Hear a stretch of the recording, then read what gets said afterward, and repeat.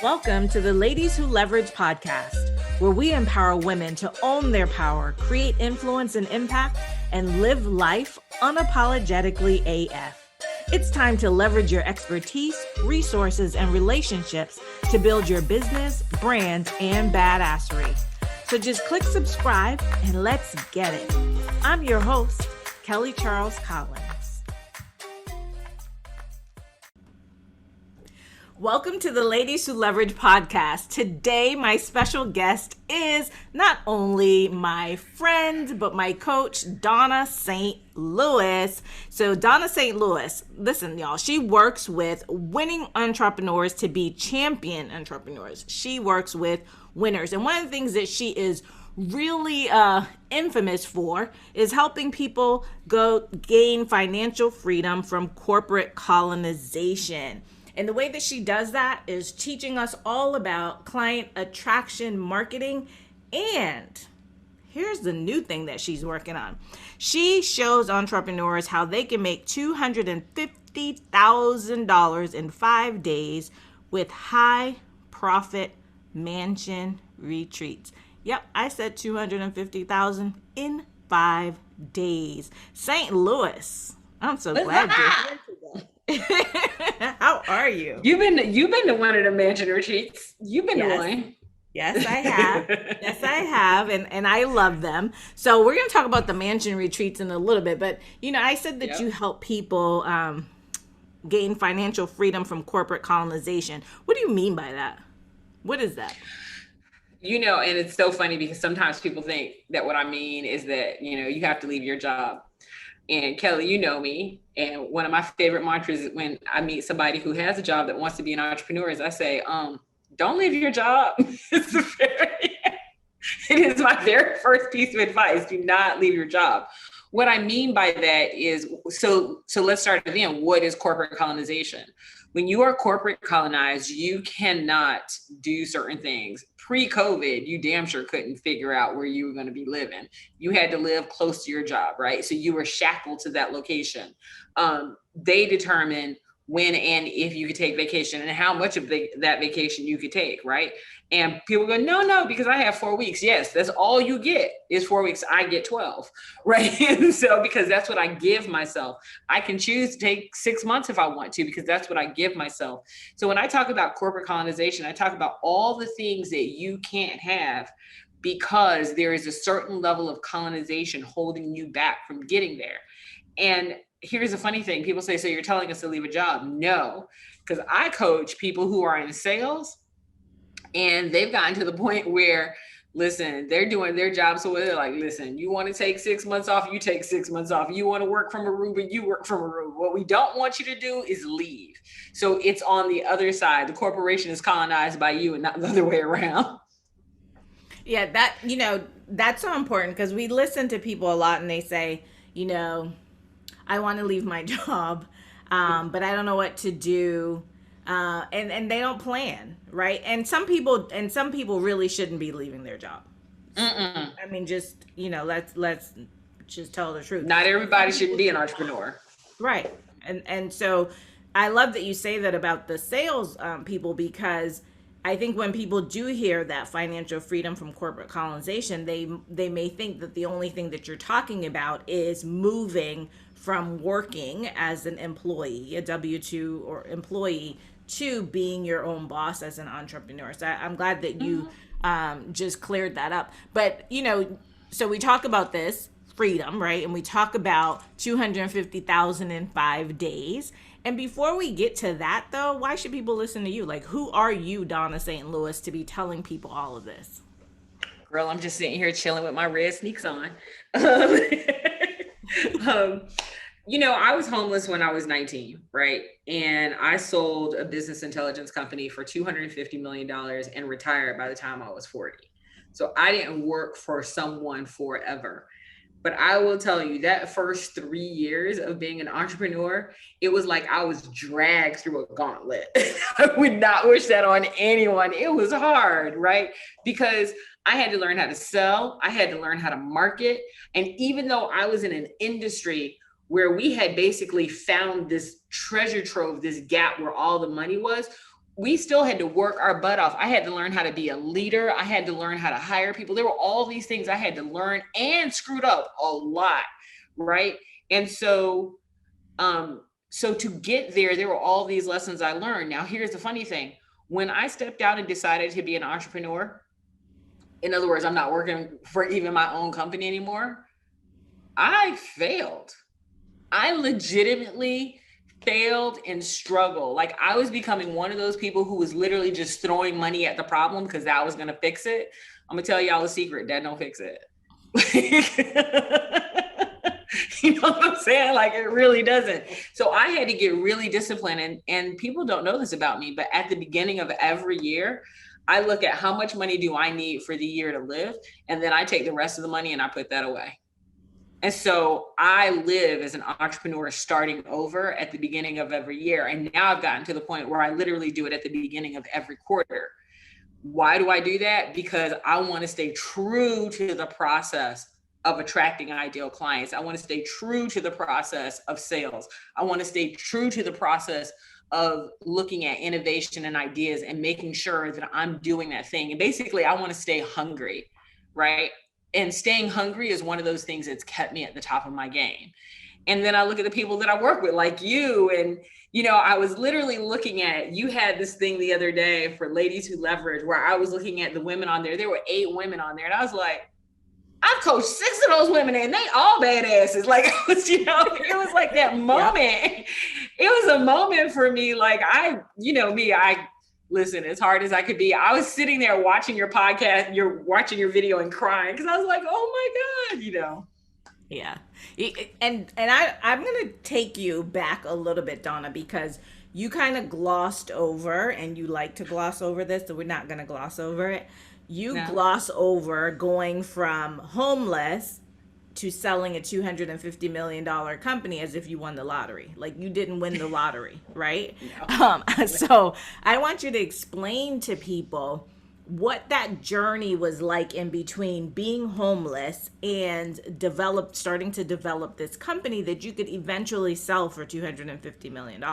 Because I think it's important for people to understand, when you see success, you know, they always talk about success leaves clues, but there's also the journey that people have to success. And I want our listeners to understand, for my guests, like, what is that journey? Because some of them may be there, right, and thinking, there's no way, you know, I could become successful based on where I am now. Well, first of all, I did not set out and be like, oh, you know what I'm going to do on Tuesday? I'm going to get out of my car and go build a $250 million business. That's not what I did. It was not one of those think and grow rich moments. I will tell you that one of the things that I had to do was I had to recognize that I wanted to feel differently about my future. And I'm not saying that in a nebulous way. I literally mean that I was 2 weeks from death when I got out of my car. And the game changer for me was, instead of focusing on dying and how I was going to die, literally, and I don't mean to be grim, but that was literally what was in my mind, to having a purpose. And my purpose, my initial purpose, was simply to help this old guy who was washing windows at the Y, who let me come and take a shower because I wanted to take a shower before I died. He let me go and take a shower, and he said, well, I'll see you tomorrow.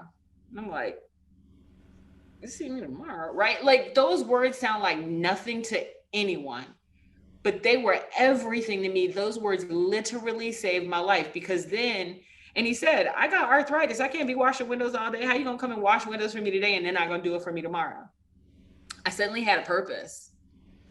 That purpose was not to build a $250 million company.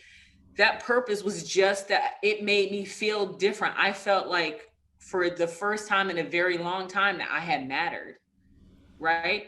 And so that's the first thing. People, you know, it's one thing that I tell people about the difference between being rich and being wealthy.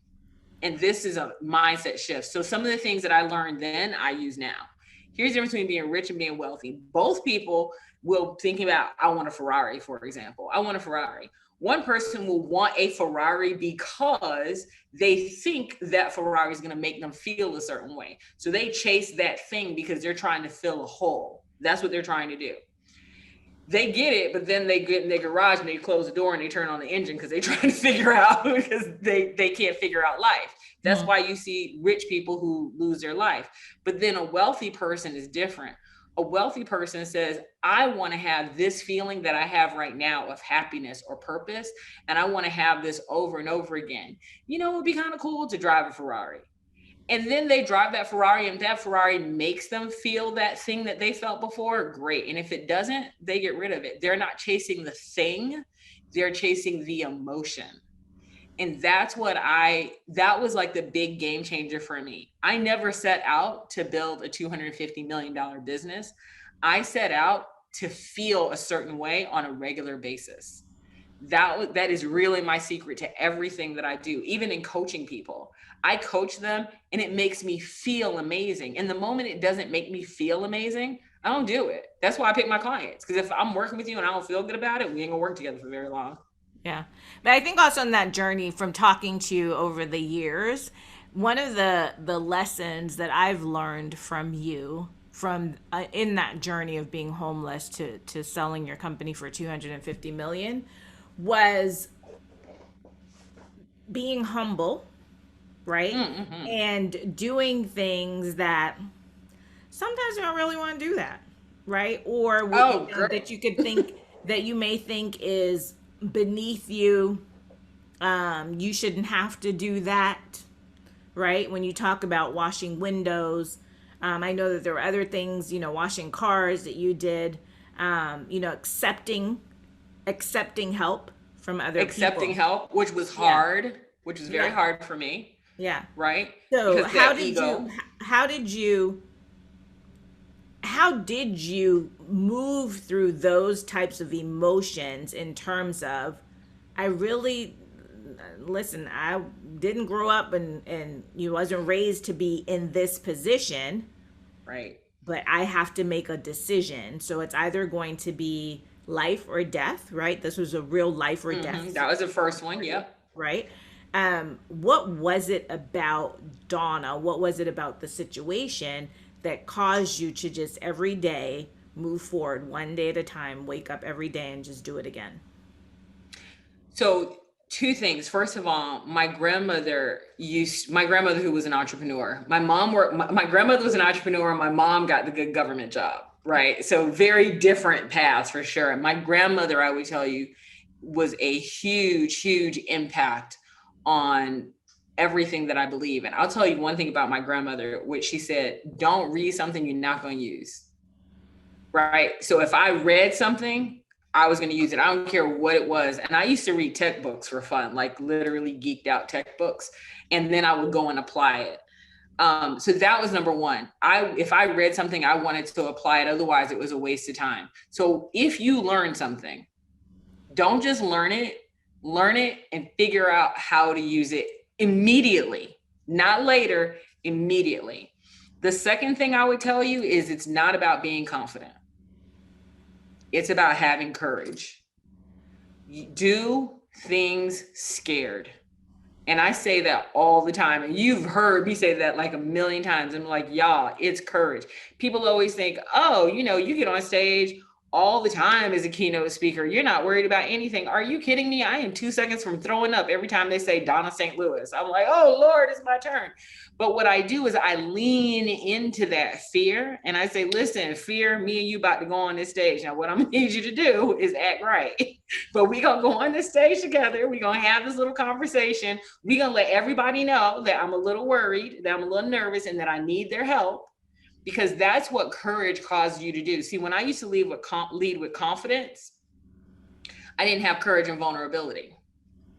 When I started leading with courage and being honest about, I'm a little nervous, I was able to get more vulnerable and ask for help. I couldn't ask for help before then. When I started learning how to do that, that was the game changer. I stopped going in and quote unquote faking it until I made it. I didn't have to fake it. I went and was like, y'all, I'm a little worried about this right here, but we're going to do it anyway. I need your help. All of a sudden it was just a different way of approaching everything. And it really did change the game in regards to who was around me, because those people who were above me wanted to help me. They didn't see me as competition. Yeah. And asking for help is a big thing. Asking, but also receiving, right? Right. And it's funny because I'm bad at both. I'm bad at both asking and receiving. Now, I'm a helpful person. I will help you all day long, but I'm bad about that. And I think if you had not accepted, right, the help, in those times, we wouldn't be having this conversation. We wouldn't be having this conversation. So then let me show you something that was helpful for me, that really made me see this. And it was one of those things that changed the game from the way I looked at it, right? So somebody said, you are a cup. That's what you are. You are a cup, you get filled up. And so you have two hands if you outstretch your right hand and your left hand.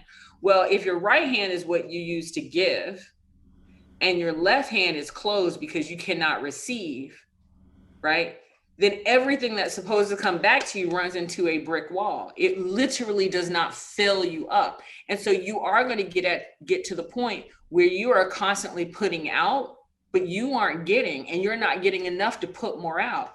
And so while it feels good to help, it does feel amazing. What I look at it now is I have to allow myself to receive those blessings, to receive that help, so I can continue to give to others. However, with that said,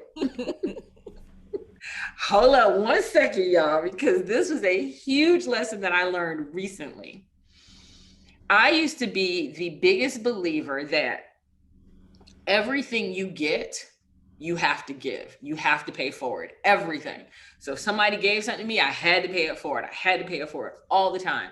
I'm that person, you pick up the phone, you can call me, blah, blah, always had to pay it forward. Then I learned this very valuable lesson recently. Just because I get a gift, don't mean I have to give it away. Sometimes that gift is just meant for me. It might be a tool that I need in my tool belt to do something greater. I do not have to give away every gift that I get. I don't have to pay them all forward. I just don't. Sometimes that gift is just meant for me. Yeah. You hear people saying so much now, like, just give it all away. Everything that you get, just give it all away. And a lot of it is just talking about the knowledge that you have, right? The information that you have in your brain to just give it all away to everyone. But like you said, sometimes that information or what you've learned is for you to synthesize and analyze and use, figure out how to do it, to use it to help other people. It's not necessarily what comes in comes out, right? It's not right. A pass through. You're not necessarily a pass through in terms of exactly what comes into me, I need to come out. It's almost like telephone. What you need to be playing is telephone, so that it comes in, you figure out what you want to do with it, how best you can use it to serve others, and then put it out on the other side. And so you developed this tech company, right? And y'all, she is so brilliant. Like her brain, her mind, she's a Lean Six Sigma, right? Did I say that right? Or black belt? You're yep, Six Sigma Master Black Belt. Black belt, right? So when you hear her talking about processes, that's why you hear all of that, like systems and processes. So you had this tech company, and then you sold it. Why did you sell your company? Girl, okay. So a lot of people don't know this, but so I was in business intelligence at a time where people didn't know what business intelligence is. Quite honestly, a lot of people thought that BI meant, we were spying on your company. We were spying on companies. That's what they thought business intelligence was. Business intelligence actually means that we can predict the future of business. That's really what it is. The ability to predict what you should do next based on current trends and data. The goal is to bring as much data together as possible. So at a time where it was legal for us to take data from our companies, we could actually take all that data, bring it all together. And instead of me just telling, for example, a company like Target what they should do next, I could tell you what the industry should do next. We saw the bubble. We saw that there was about to be a huge housing crisis bubble. We predicted it with like a year or so before it happened because we had so much data. And so we had a choice. We had already made it through the tech bubble with no problem. Now we asked ourselves, did we want to make it through this secondary bubble? And the thing was, we knew if we did, we were going to end up bigger, much bigger. We were going to have like a board of directors and all that other stuff. And that's never why we got into the business. We got into the business because we loved what we were doing. And we knew that it was about to make this huge shift and change. And myself nor my partner we didn't want to. Quite honestly, we were like, that just doesn't sound like it's going to be fun. That was our whole reason for selling. There was nothing wrong with the company. The company was doing fantastically well. We had loads of government contracts. It was just something that we weren't interested in. We really were one of those companies that wanted to build something that we could sell. That was all we wanted. And that's what we ended up doing. And then you moved from, and that's interesting because I hadn't asked you that question before. You never asked me that before. Yeah. We never discussed why. I just knew that you did it, but I didn't know why you had done it. And then you because I didn't want a boss. Right? Well, that too, right? So you sell your company, and then did you immediately go into speaking and coaching, or was there something else in between?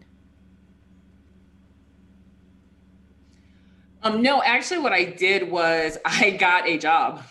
Oh. An actual job. I didn't like it. I'm going to tell you something, that when you become a person who's running a business, it is really hard to go and work for somebody else. Like extremely hard. And that's what I did. I went and worked for somebody else, and I did it for about, I think 15 months, and I hated it. They were too slow to make decisions. I was used to running, basically a business, a little fiefdom of my own. And now I got to work for a company that's, almost 100 years old in insurance. I'm moving extremely slow, and I didn't like it at all. So that's what I did immediately afterwards. And then once I did that, once I was like, okay, this isn't working. And I made a lot of money, but I didn't like it. Once I did that, I did start going into the speaking arena. Someone actually suggested that I go into the speaking arena. Now, if I made $250 million from selling my company, I don't know that I would go look for a job. So why did you? I was bored. I spent probably 30 days trying to figure out what to do every day, right? My kids were what, 19 and 16. So my kids were older. My husband had a regular job. My husband at the time had a regular job. I was sitting at home. There was nobody in the neighborhood that I wanted to hang out with. I was so bored. There was so much stuff you could get polished and pulled back and plucked before you just start looking weird. I was going in the realm of looking weird. There was nothing to do. So I wanted to do something. Yeah. Well, I don't know. I still don't know that getting a job would be it, but well, that's what I thought I should do, because the funniest thing is that it never occurred to me to become an entrepreneur. I didn't want to start a tech company. I knew I didn't want to start a tech company. And honestly, I couldn't think of what I wanted to do. The whole concept of speaking or coaching or any of that was completely foreign to me, even though I'd hired those people. It never even occurred to me. So yeah, I went and got a job.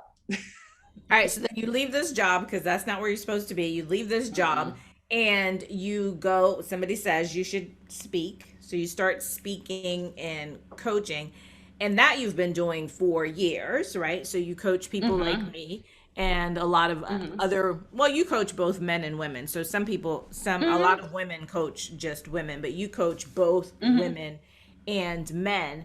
And I know that it has evolved over time as far as your coaching. And right now your focus is on client attraction, right? And, I mentioned in the beginning about making $250,000 in 5 days. So we're going to break those two things up because I want to talk to you about, and maybe they're not, maybe in the realm of how you're going to discuss it, it may not be different. But for somebody who's listening, what is client attraction marketing? So client attraction, and what I call it is market attraction. Market attraction is really about attracting your ideal client to you rather than marketing, which is more push. So people get marketing very confused. They get marketing and advertising confused. First of all, if people understand marketing, marketing is really about data.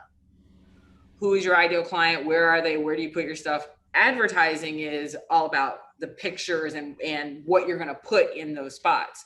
I teach market attraction, which is the sticky part in the middle.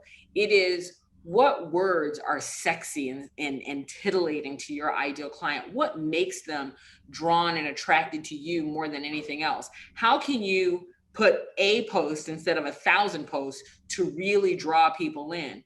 And it's all about the language you use and how authentic you are and really understanding what frustrates them and how you can honestly solve that frustration. So it's really about getting to the emotions behind the marketing and how you get people to come to you. And do you, rather than you going out there and chasing them. Right. And being able to, and it's not just, you say like using the words, but it's not even just the words, Dawnna, because you teach us like a whole process. There is a method to the madness, right? There is a method to the Dawnna madness. What is that methodology called? And what is the mindset behind it? So the method is actually called the Firebrand Attraction Method. And the whole thing behind it is this. When I talk to entrepreneurs, especially, I'm going to use coaches. So when I talk to a coach and I'll say something like, tell me what you do to get somebody from where they are when they come to you to the goal where they want to be, right? And I'll ask them, what are all the steps? What are all the things that happen? The first thing I'll tell you is that they don't necessarily know. A lot of times they're running with their gut. They really are. They're like, well, we have a call, and I'm like, right. But if I needed to know the steps before I gave you $20,000 or $30,000, could you share with me that steps? And a lot of times they can't. So I would tell you the first thing is understanding the steps that you actually take to move someone from point A to point B. That's number one. But here's the big number two. Understanding why those steps are not only important to you, but why they're important to your client. And I mean important to them to a point where it increases desire, because everything that you do within those steps increases desire. It increases a craving within your ideal client that they want to work with you more. And then they start telling other people about it. So there's actually a step. So I'll use you and I, Kelly. When we first started working together, I know you were doing 9 things. And I was like, we're not going to do 9 things, hon. We're going to pick that one thing, right? And then we're going to identify the one thing within that one thing that is so sexy and attractive to your ideal client that when you say it to them, they automatically get it and they automatically want it. And what was that? I show companies how to stay on the right side of the next hashtag movement. Yeah. This was so important. The Me Too thing happened, George Floyd happened, all those things happened. And those things were catalysts because now people got it. They saw those hashtag movements and they were like, yeah, I really don't want to be on the wrong side of that. Yeah. Right. And then working with you to create your methodology, your 4 C's, and understanding your methodology and how those methods have an impact on what people do next. That changes the game because all of a sudden you're doing things. Remember, the first thing that I said was purpose. I had a purpose. You're doing things with purpose and on purpose for a purpose. All of a sudden people are attracted to purpose. That's the secret. Yeah. And people are always talking about purpose. People talk about purpose and passion. And for me, I think they're different. My thought about it is that passions are fleeting, right? So I'm passionate about this today. I might be passionate about that tomorrow. But your purpose, and it may change over time, right? It may evolve, but there is it'll evolve, yes. Like, yeah, there's a thing, right? There, it's almost like it's that almost like that strain, that just goes with you through. It's that through line. Yeah, it's a through line. That's the word. The through line that just you always come back to, right? So for me, Always. right, I always come back. It's things that I always come back to. Everything that I do for me is about, being the light for others to stand in their greatness. If it's out of alignment with that, then I can't do it, right? So that's always like my Exactly. check. And that's what I think about as when you talk about purpose. And when you do things that are aligned with your purpose, then people can see that. People understand why. People always talk about what is your why, right? When you are operating within your why, you're unstoppable almost, right? In that. And the things that you don't want to do, by the way, you Yeah. do. The things that you really, that if it was anything else, it's funny because, and I always go back to, so it's me, purpose, not passion, but love kind of go hand in hand. I'll explain why. I remember when my son asked me when he was younger, he goes, Mom, how do I know when I'm in love? And I said, okay, you know that thing that if your brother did it, you would go and look up and figure out how to bury his body and get away with murder because did that thing. It could be smacking gum, it could be leaving water on the floor when you get out the shower, whatever, but it gets on your last nerves, right? When the person that you love does that, when she smacks gum, all of a sudden it's like, oh, look how cute she smacks, right? Those things that would normally get on your nerves, you're like, oh, look how she smacks her gum. Oh, look at the puddle she left outside of the shower. That's so cute. It don't matter that you done broke, your ankle 5 times. It's cute. When you are working within your purpose, the things that you would normally hate to do, that you could not stand to do, you find you're like, I can do that, and you're doing it, and you actually will do it and not even complain about it. You're just like, this just has to get done because you are working so within your purpose. So those things stop getting on your nerves and start becoming, I need to get this done because I want to get to that next step. I want to get to the next step. So yours has always been, from the day that I met you, holding space and making sure that people have the space to shine their light, and the people outside of that space respect that light. And and I know the whole reason on why that's important to you. Mine has always been freedom. Yeah. I want to give you that freedom so that you can live the fullest life possible, and so that you can work within your purpose. Yep. So that you can live life unapologetically AF, like we do in Ladies Who Leverage. That's right. So let's talk about this Exactly. purpose, because I think that your purpose, I talk to you all the time, but now I see, like, we're talking about this 250,000 in 5 days in these mansion retreats. Like, of all the things that you've been doing, I think this is really like what is lighting you up right now, and you get Yes. very excited about it. So we teased them at the beginning, so I can't let you get away without telling them before we leave. So talk to us. What is this 250K in 5 days? What is this? Right. And I think this is what all the gifts that I've been given has led up to, because this has been, well, first of all, you know me, and people don't know this about me. And I know there's 150 million coaches out there that peddle whatever. Anybody who's worked with me will tell you, first of all, I don't work with some of everybody. That's number one. And then because I don't have to. And then number two, I don't want you to invest $1 with me if you ain't gonna get $10 back. That's how I'm. Like, I will work with you. Like, I'm kind of crazy about that part. Mm-hmm. And so for this, so what I found was this: there are these amazing people that are amazing coaches, and they do want to deliver breakthroughs for their ideal clients. They really do. And you've been to a mansion retreat, you have seen those breakthroughs happen where people are just like, legit. I've had right, exactly. Right, legit breakthroughs. I haven't had a single person walk out of that mansion retreat without going through that breakthrough where they have made that. So it's not even about the investment.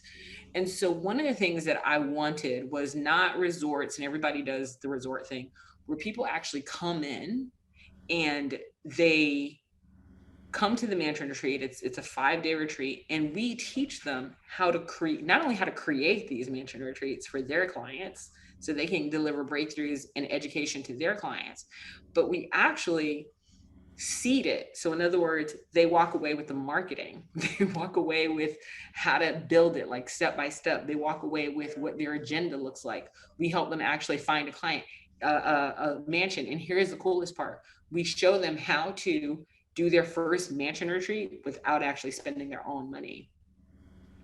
Wow. That part. So you don't just walk away with the idea, you walk away with all the marketing. So we teach you how to design it, build it, and fill it, and do all of that without spending your own money. Well, I'm going to leave it right there on that little cliffhanger. And we'll talk about how everyone can get in touch with you to register or to figure out more about the mansion retreats. But before we go, I want to ask you, what is your favorite quote? Oh, my favorite quote is from Da Vinci. And it is, he said, I'm not saying men. People of note rarely sat back and waited for things to happen. They went out and happened to things. Wow. I love that. That's profound. So I love that. Miss Dawnna St. Louis, how can people get in touch with you? How can they find out more about the mansion retreat that's going to be happening? Where can they reach you? So I'm just going to tell you straight up that right now, if anybody wants to get into the mansion retreat, here's the challenge that we're running into. We haven't even put the webpage up, and yet we have 5 people that have already signed up already. Right. So I'm like, do we need to put up a sales page? Anyway, so we're really limiting this as much as possible to the people that I already know, or that myself and my partner already knows. However, if someone is really interested and they want to have a conversation with me, because you can't get in if you don't talk to me. I'm just gonna let you know that right now. We don't let anybody come to this. I would tell them to just reach out to me, and they can go to my email address, which is, and it's going to be spelled funny, just work with me. My name is spelled Dawnna. So if you send me an email to Dawnna@Dawnna.com, Dawnna@Dawnna.com, and don't put no A after the W, Dawnna.com.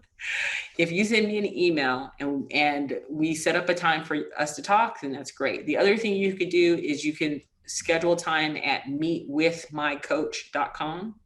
Set up time at meetwithmycoach.com, and we can have a conversation about how we can get you, if it's a good fit for you. Okay. And it has to be a good fit for both of us. Yeah. And I'll make sure that both of those things are in the show notes. So Ms. Dawnna St. Louis, I appreciate you. Hey, boo. Thank you for being on my show. Thank you for hanging out with Ladies Who Leverage and for helping women live life unapologetically AF. Thanks for joining us. This podcast is brought to you by Lady Lawyer Media. If you're a badass woman who's ready to take action to live life unapologetically AF, then you need to join our global community on Facebook, Ladies Who Leverage. And remember to subscribe to our podcast. And until next time, let's collabosource, strategize, and monetize.